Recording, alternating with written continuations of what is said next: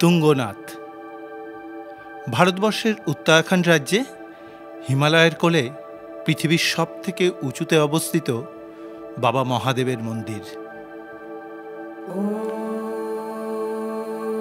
হিন্দু শাস্ত্র মতে পঞ্চকেদারের তৃতীয় কেদার হল এই তুঙ্গনাথ। হ্যাঁ, এখানেই রয়েছে বাবা মহাদেবের বাহুদেশ। এবারে আমার তীর্থযাত্রার লক্ষ্য ছিল বাবা তুঙ্গনাথকে দর্শন করা। সেই লক্ষ্য পূরণে 4.5 কিলোমিটার খাড়া চড়াই পথে কখনো জঙ্গলের মধ্যে, আবার কখনো বা সবুজ উপত্যকার পাশ দিয়ে মেঘেদের স্পর্শ অনুভব করতে করতে পৌঁছে গেছিলাম তারই দরবারে।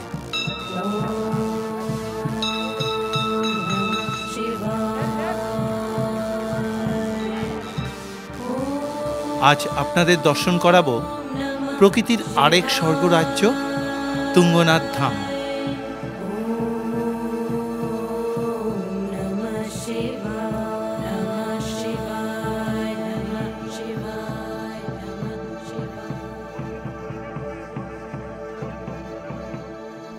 তাহলে আজ যাত্রা শুরু করি বাবা কেদারনাথ ও বাবা মদমহেশ্বরের শীতকালীন আবাসস্থল উখি মঠ থেকে।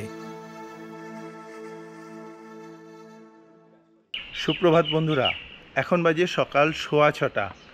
এখন আমি উখিমঠ ভারত সেবাশ্রম সংঘ থেকে বেরিয়ে পড়লাম। এখন এখান থেকে যাব জিপ স্ট্যান্ডে। আজকে দর্শন করতে যাব আমাদের পঞ্চকেদারের তৃতীয় কেদার বাবা তুঙ্গনাথ মহাদেবকে। চলুন তাহলে বেরোনো যাক। আমি উখিমঠে এসে থেকেছিলাম আমার গুরু আশ্রম ভারত সেবাশ্রম সঙ্গে। শান্ত স্নিগ্ধ পরিবেশে এখানকার 7তলা বিল্ডিংয়ে যাত্রীদের থাকার জন্য খুব সুন্দর ব্যবস্থা রয়েছে। পরিষ্কার পরিচ্ছন্ন ঘর, সঙ্গে অ্যাটাচ টয়লেট, গিজার লাগানো রয়েছে। আমি এখানেই কয়েকটা দিন থেকে কয়েকটা তীর্থস্থান দর্শন করব।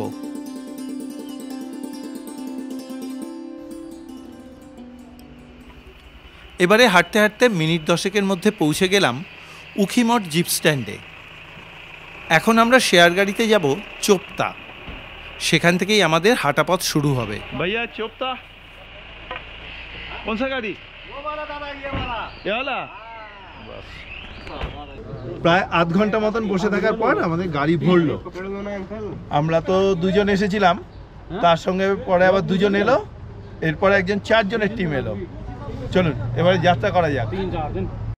নমঃ পার্বতে পতে হর হর মহাদেব।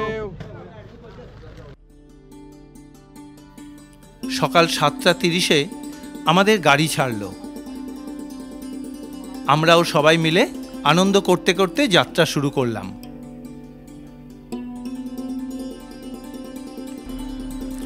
উখিমঠ থেকে চোপতার দূরত্ব 32 কিলোমিটার।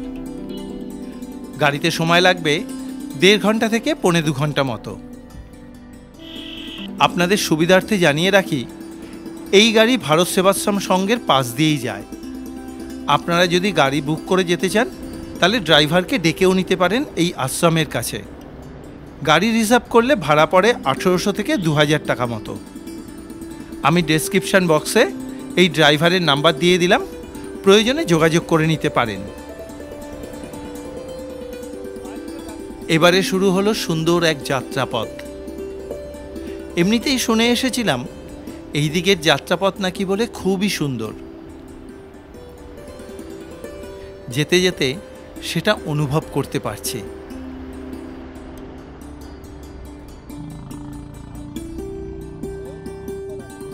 কিছু দূর যেতে যেতেই প্রকৃতি তার রূপ বদলে দিচ্ছিল।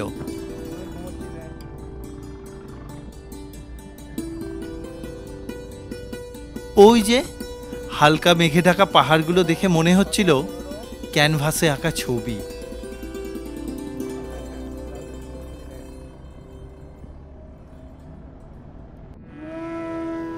আবার বাঁদিকে মাথার উপরে সবুজ গালিচা পাতা পাহাড়ের গায়ে গাছগুলো দেখে মনে হচ্ছিল ওরা আমাদেরকে যেন আপ্যায়ন করার জন্যই দাঁড়িয়ে আছে। এদিকের যাত্রাপথ যতটা সুন্দর ততটাই কিন্তু ভয়ঙ্কর।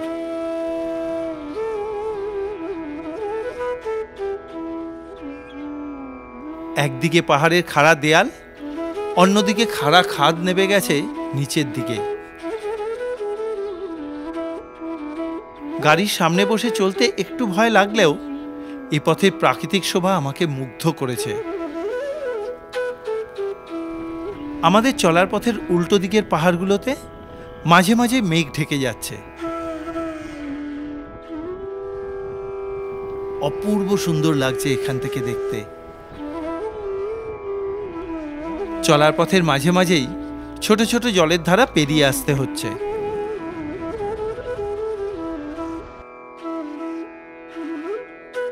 চারদিকে ঘন সবুজে ঢাকা এক দীর্ঘ জঙ্গলময় পথ ধরে এগোতে থাকলাম। গাড়িতে এই পথে যেতে বেশ ভালোই লাগছিল। যেতে যেতে ভাবছিলাম, আজ এই পথ এতটা সুন্দর, গাড়ি চলছে, কিন্তু আজ থেকে 100 বছর আগেও এই পথ ধরে যখন শুধুমাত্র পায়ে হেঁটে যেতে হতো তখন সেটা কতটা দুর্গম ছিল। শুধু 100 বছর ধরে নয়, হাজার হাজার বছর ধরে এই দুর্গম পার্বত্য পথে বিভিন্ন ঋষি মনীষী, সাধুসন্ত থেকে শুরু করে সাধারণ ভক্তবৃন্দ শুধুমাত্র মহাদেবের প্রতি ভক্তি আর বিশ্বাসকে ভর করে পৌঁছে গেছিলেন তারই ধামে। আজকের দিনে সেই যাত্রাপথের কথা কল্পনা করলেও গা শিউরে ওঠে। কতটা দুর্গম ছিল সেই যাত্রাপথ।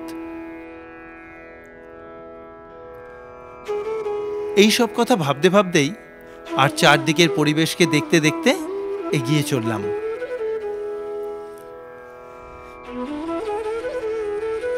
এইভাবে বেশ কিছুটা আসার পর আমরা চোপতা পৌঁছে গেলাম।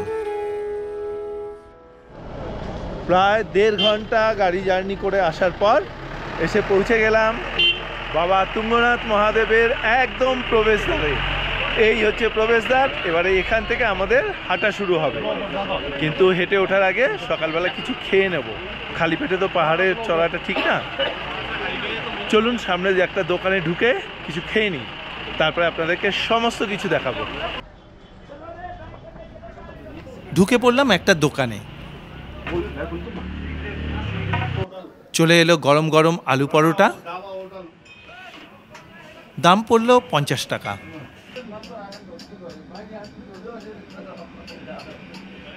আলু পরোটাটা বেশ ভালো ছিল। আলু পরোটা খেয়ে বেরোলাম। এখন বাজে সকাল 9:10। চোপতাতে রাতে থাকার জন্য বেশ কিছু হোটেল রয়েছে। এবারে তাহলে বাবা তুঙ্গনাথের কাছে যাওয়া যাক।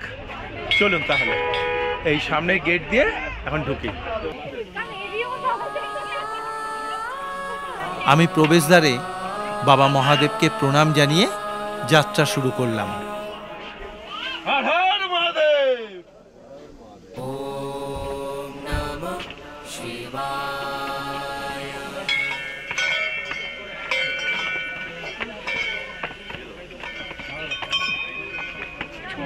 একদম প্রবেশদ্বারের আশপাশেই কিন্তু অনেক দোকান রয়েছে যেখানে কিন্তু লাঠি পাবেন। আমরা এখানে লাঠি নেয় হচ্ছে 50 টাকা করে, আবার লাঠিগুলো জমা দিলে এখানে 20 টাকা ফেরত পাওয়া যায়। আর আমার যে লাঠিটা দেখছেন এই লাঠিটা কিন্তু আমি কিনিনি, এটা আমি উখিমঠ ভারত সেবাশ্রম সঙ্গে মহারাজ আমাকে দিয়ে দিলেন, বলে যে এটা নিয়ে যাও, আবার পুরো যাত্রা কমপ্লিট করে এসে আমাকে ফেরত দিয়ে দিও, কারণ আমার বাড়িতে অনেকগুলো লাঠি জমে গেছে। চলুন তাহলে এবার যাওয়া যাক। এখান থেকে অনেকেই লাঠি নিয়ে নিচ্ছেন। লাঠি থাকলে পাহাড়ে হেঁটে চলতে অনেক বেশি সুবিধা হয়।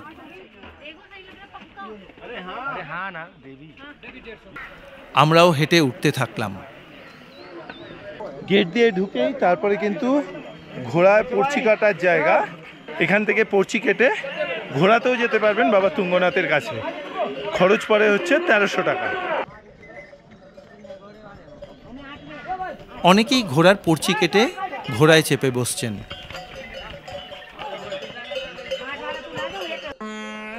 আমরা পায়ে হেঁটে সামনের দিকে এগোতে থাকলাম।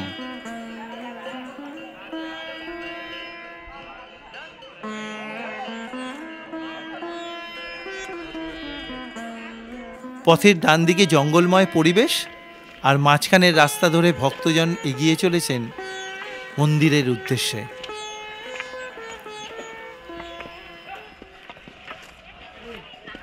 তুঙ্গনাথ যাত্রায় কিন্তু রাস্তা প্রথম থেকেই একদম চড়াই, বেশ কঠিন রাস্তা।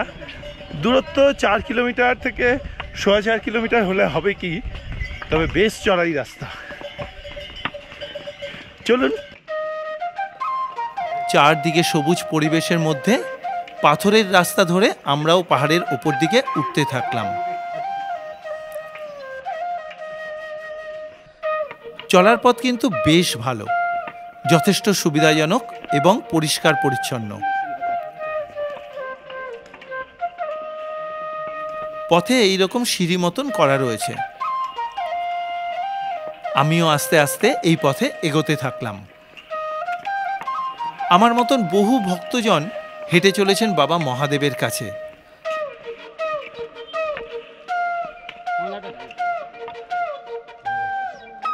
মাঝে কেউ কেউ একটু বসে বিশ্রাম নিতে নিতে চারদিকের পরিবেশ দেখে নিচ্ছেন।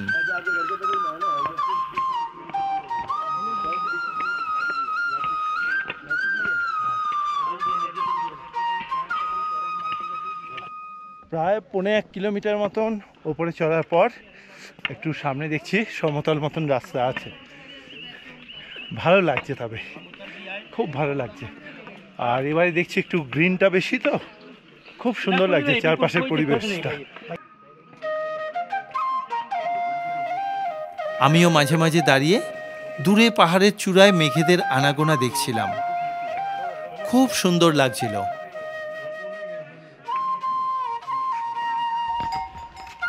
আর সামনে সবুজে মোড়া এই চলার পথ। এরপরেই একদিকে পাহাড় আর অন্যদিকে খাদের মাঝখান দিয়ে সরু রাস্তা ধরে এগোতে থাকলাম।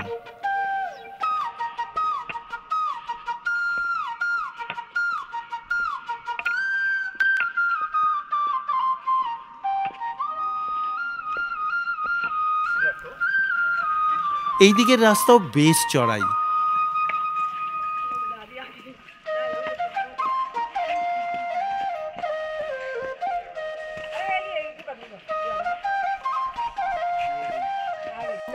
মাঝে মাঝে এই সরু রাস্তাতে ঘোড়াদের জন্য দাঁড়িয়ে পড়তে হচ্ছে, আর তারপরে আবার চলা শুরু।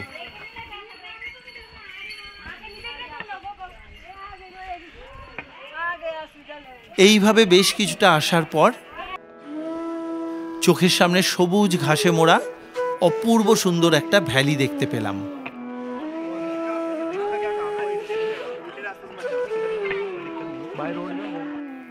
লোভ সামলাতে না পেরে ভ্যালির মধ্যে নেবে এগিয়ে চললাম।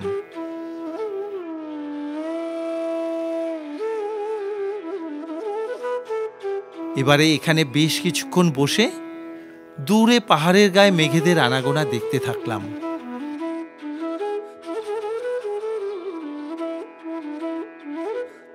এখানে বেশ কিছুক্ষণ বিশ্রাম নিয়ে এবারে উঠে হাঁটা লাগালাম।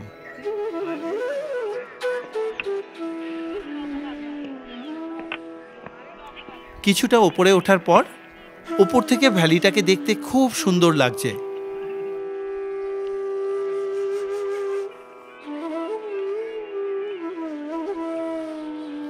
আর আমাদের এই পথ ধরে সামনের পাহাড়টাকে ডিঙিয়ে যেতে হবে।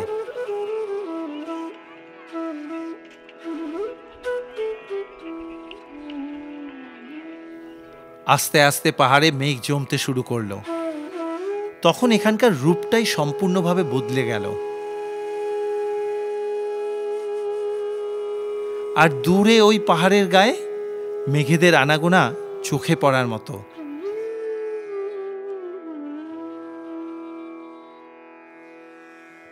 আমিও একটু তাড়াতাড়ি করে হাঁটতে থাকলাম সামনের দিকে। মনে একটাই ভয়, যদি বৃষ্টি আসে।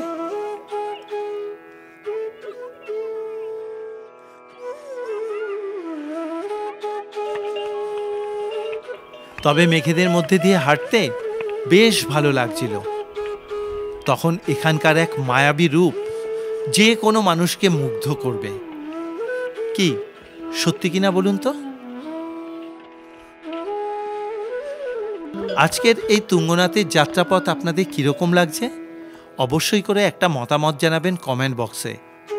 এটা আমার তরফ থেকে কিন্তু আপনাদের কাছে একটা অনুরোধ রইল। আপনাদের মতামতগুলো পেলে আমি অনেক বেশি উৎসাহী হই এই রকমই বিভিন্ন তীর্থক্ষেত্রে ছুটে চলার জন্য।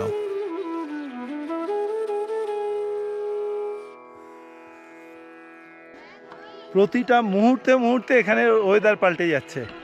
এতক্ষণ মেঘ ছিল, এখন কিন্তু মেঘ আর নিচের দিকে নেই, ওপর দিকে আর এদিকে টিপ টিপ করে বৃষ্টি পড়তে শুরু করেছে।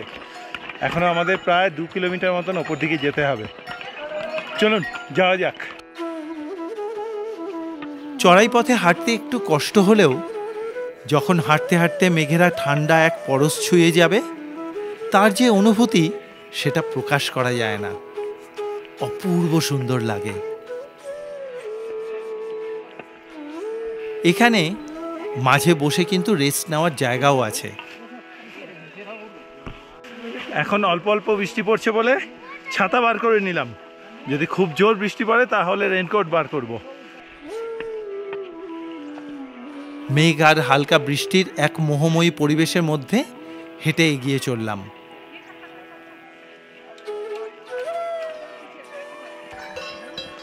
কিছুক্ষণ পরেই আবার বৃষ্টি কমে গেল। আমরাও সুন্দরভাবে এগোতে থাকলাম।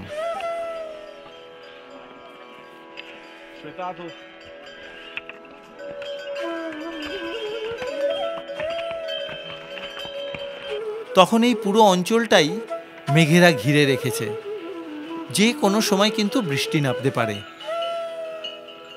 চারদিকের পরিবেশ সত্যি এক মোহময়ী হয়ে উঠেছে। বৃষ্টিতে তো রাস্তা ভিজে গেছে, জল পড়ে অল্প অল্প কাদাও হয়েছে, পা তাই জন্য কিন্তু একটু একটু করে স্লিপ করছে, তাই খুব সাবধানে উঠতে হচ্ছে। এখন বৃষ্টিটা পড়ছে না, কিন্তু রাস্তা খুব স্লিপারি হয়ে গেছে, আর চারদিকে তো মেঘ করে আছে, দেখতেই পাচ্ছেন। এখন অনেকটা চড়তে হবে। চলুন যাওয়া যাক। এখনো পর্যন্ত প্রায় 1.5 কিলোমিটার মতন বাকি আছে। আমরাও আস্তে আস্তে আরো উপর দিকে হেঁটে উঠতে থাকলাম। তখন আমাদের নিচ দিয়ে মেঘেদের দল উড়ে বেড়াচ্ছে। এখানে আসতেই বুঝতে পারছি বাবা তুঙ্গনাথের অবস্থান। তিনি কতটা উঁচুতে অবস্থান করছেন। নিচের দিকে তখন দূর দূরান্ত পর্যন্ত শুধুমাত্র মেঘেদের দেখা পাওয়া যাচ্ছে। আকাশ পরিষ্কার থাকলে এখান থেকে হিমালয়ের অনেকগুলো পর্বত শৃঙ্গ কিন্তু পরিষ্কারভাবে দেখা যেত। सिस्टर दर्शन हो गया? हाँ। कितना टाइम में चढ़ा? 3 घंटे। 3 घंटे में? सुबह कितना टाइम में? सुबह 6:30 बजे। 6:30 बजे। और चंद्रशिला तक गया? नहीं, चंद्रशिला नहीं गए, बारिश आ गई थी। ओहो, बारिश आ गई थी इसलिए नहीं गए। চলার পথের ধারেই এই রকম নাম না জানা কত ধরনের ফুল চোখে পড়বে। চলতে চলতে গলা ভেজানোর জন্য মাল্টা বা বুরান্সের জুসও পাওয়া যায়। আমাদের প্রথম কেদারনাথ যাত্রার পরে সব থেকে বেশি পপুলার ট্রেক হচ্ছে এই তুঙ্গনাথ যাত্রা। এই যাত্রার মধ্যে কিন্তু অনেকে অ্যাডভেঞ্চার খুঁজে পান, তাই জন্য অনেক মানুষজন এখানে আসেন। আর বাদবাকি যে 2টো কেদার আছে বা 3টে কেদার আছে, সেই তুলনায় এখানে ভিড়টা কিন্তু অনেক বেশি। যেহেতু এটা অল্প ডিস্টেন্স, একদিনে উঠে নামা যায়, তাই জন্য এই তুঙ্গনাথে এখন বর্তমানে প্রচুর মানুষ আসছেন। এরপরে যত উপর দিকে উঠছি রাস্তা ততই খারাপ হতে শুরু করলো। পাথর বেছানো আছে ঠিকই, কিন্তু রাস্তা বড়ই এবড়ো খেবড়ো। আর এর মধ্যে ঘোড়া বা খচ্চরদের উৎপাত তো লেগেই আছে।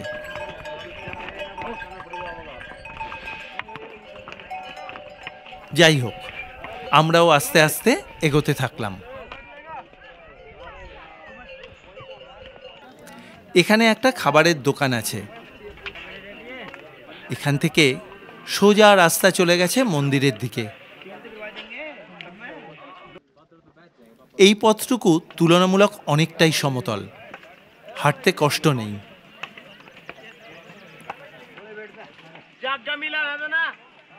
भैया दर्शन हो गया? हाँ हो गया, दर्शन हो गया जी। आज ही दर्शन हुआ? आज ही हम सवेरे 6 बजे चले थे, हमारा 8 बजे तक दर्शन हो गया था। उसके बाद हम ऊपर चले गए थे।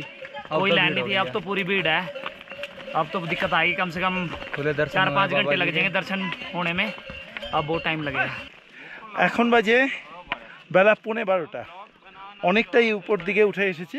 এখন আছি হচ্ছে মন্দিরে যাওয়ার আগে যে সোজা রাস্তাটা রয়েছে, যে চড়াই রাস্তাটা সোজা, সেটা মোটামুটি অর্ধেকটা উঠে এসেছি।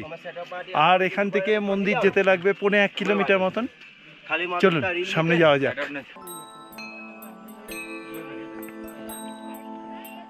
আরও কিছুটা এগিয়ে এসে সিদ্ধিদাতা গণেশজির মন্দিরের কাছে পৌঁছে গেলাম।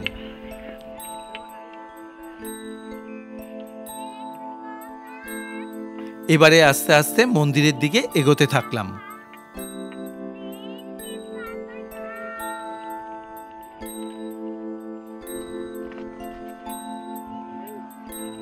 ছোট্ট মন্দিরের ভেতরে সিদ্ধিদাতা অধিষ্ঠান করছেন। আমি সিদ্ধিদাতাকে প্রণাম জানালাম।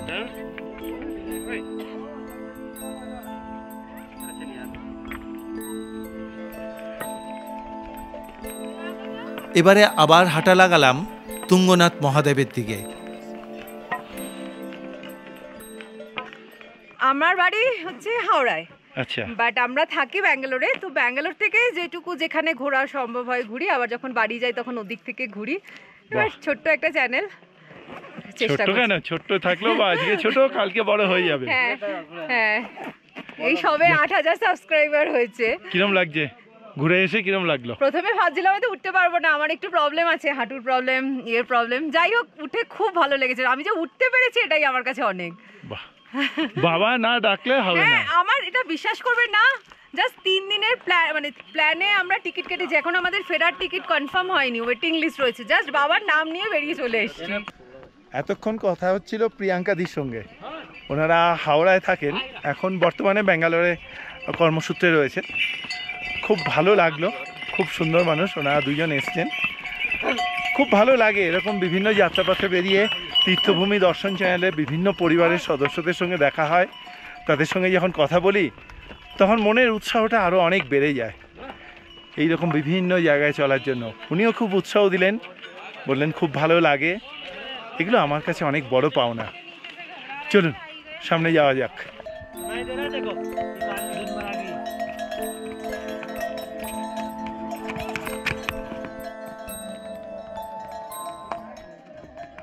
সত্যি কিন্তু যে কোনো মুহূর্তে এইভাবে কিন্তু ঘোড়াতে যাত্রা করলে বিপদ হতে পারে। চলুন সামনের দিকে যাওয়া যাক।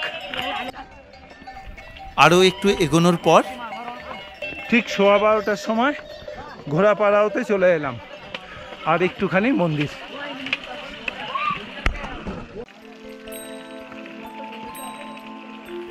এবারে এসে পৌঁছলাম আকাশকুণ্ডে। বর্তমানে এই কুণ্ডে জল নেই। জনশ্রুতি আছে এখানেই আকাশগঙ্গা প্রথম দর্শন দেন।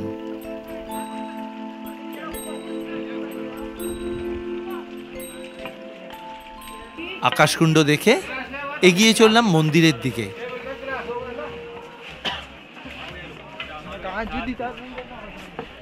পৌঁছলাম মন্দিরের প্রথম প্রবেশদ্বারে। তখন এখানে ভক্তদের বিরাট লাইন।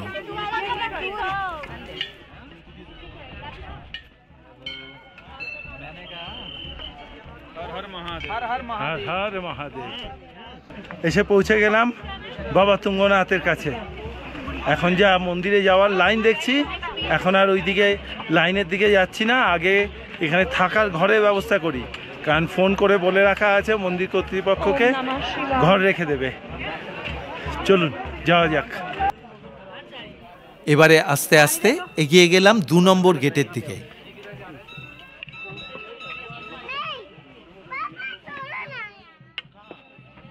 2 নম্বর গেটের সিঁড়ি দিয়ে উঠতেই প্রথমেই পড়লাম মন্দিরের মুখ্য প্রবেশদ্বার।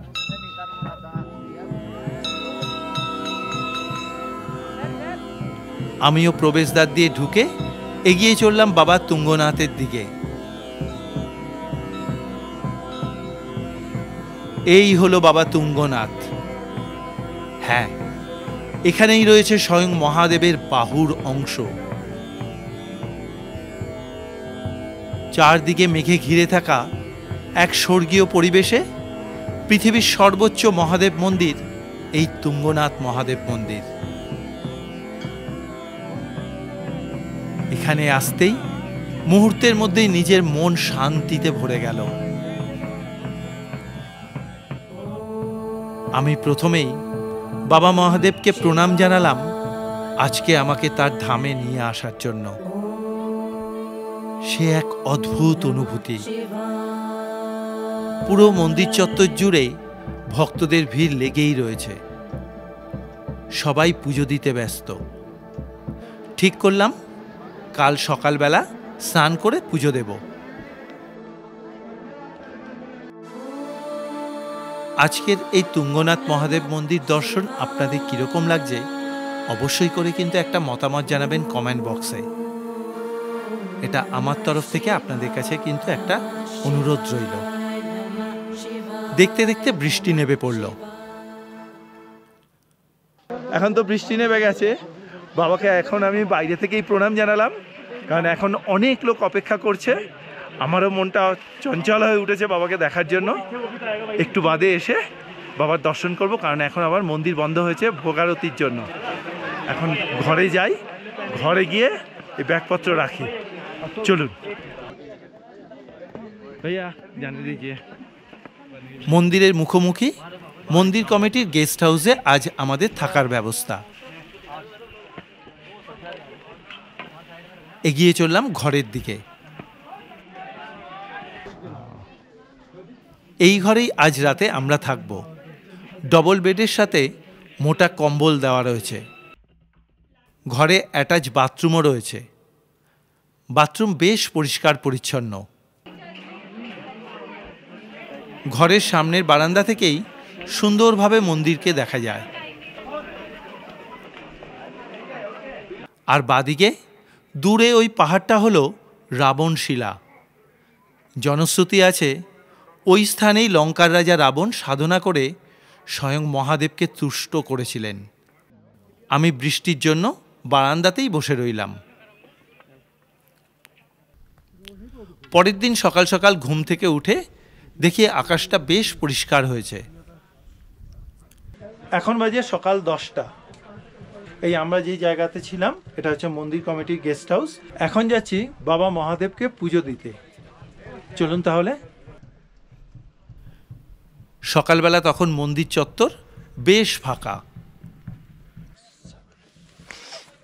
এবারে পুজোর ডালা নেব বলে নিচের দিকে দোকানে চলে এলাম।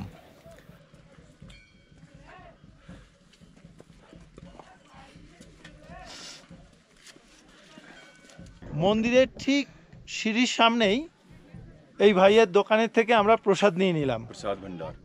এটা হচ্ছে প্রসাদ ভান্ডার। আপনারাও কিন্তু নিয়ে নিতে পারবেন। খুব সুন্দর করে সাজিয়ে দিল আমাদেরকে।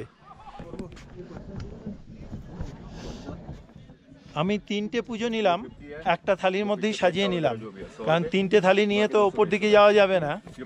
চলুন এবারে পুজো দিয়ে আসি। এবারে সিঁড়িপথে কিছুটা ওপর দিকে উঠে এবারে ধীরে ধীরে গর্ভমন্দিরের দিকে এগিয়ে গেলাম পুজো দেওয়ার জন্য। গর্ভগৃহে ছবি তোলার কোনো অনুমতি নেই, তাই জন্য আপনাদেরকে দেখাতে পারলাম না। পুরাণ অনুসারে তৃতীয় পাণ্ডব অর্জুন এই মন্দিরটি প্রতিষ্ঠা করেন। পরে আদিগুরু শঙ্করাচার্য এই মন্দিরকে পুনর্নির্মাণ করেছিলেন।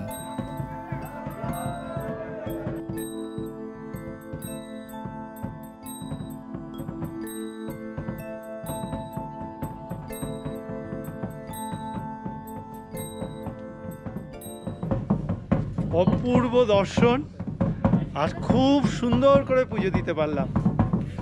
গর্ভমন্দিরে এখানকার যে পুরোহিত মশাই আছেন, উনি এত সুন্দরভাবে পুজো করিয়ে দিলেন, নাম গোত্র সমস্ত কিছু বলে আমি অবাক। কত শান্ত, অনেকক্ষণ ধরে পুজো করলেন। আমি 3 জনের নামে পুজো দিলাম, 3টে গোত্র, অনেকটা সময় ধরে কিন্তু উনি পুজো করে দিলেন। আর দক্ষিণা যার যেরকম ইচ্ছা সে সেরকম দিচ্ছেন। হ্যাঁ, পুরোহিত মশাই পুজো করিয়েছেন, ওনাকে একটু দক্ষিণা দিলাম, আর একজন আমাকে প্রসাদী তিলক লাগিয়ে দিলেন, ওনাকে আবার একটু দক্ষিণা দিলাম। খুব ভালো লাগলো, সত্যি মনে এক শান্তি। চলুন এবার মন্দির প্রদক্ষিণ করি। মন্দির চত্বরে পঞ্চ ঈশ্বরী মাতা, ভগবান শ্রী বিষ্ণু, গৌরী শঙ্কর এবং ভৈরবনাথের মন্দির রয়েছে।